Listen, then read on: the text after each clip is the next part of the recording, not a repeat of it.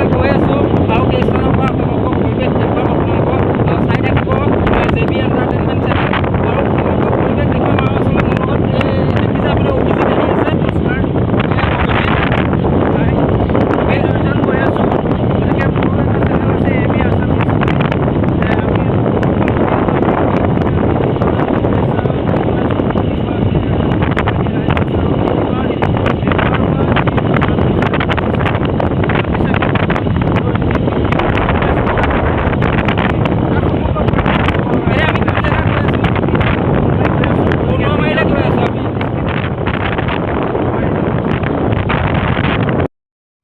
হাই friend, আমি যিহেতু আজি দেখুওৱা কথা আছিলে যে সমাগত দীপাৱলীৰ উপলক্ষে যি মাটি চাকি নিৰ্মাণ কৰাৰ যি মৃৎশিল্পীসকল আছে, এই মৃৎশিল্পীসকলৰ কেনেধৰণে মাটি চাকি নিৰ্মাণ কৰে সেই পৰিৱেশ দেখুৱাবৰ বাবে আজি আহি উপস্থিত হৈছোঁহি কনুৱামাৰীত।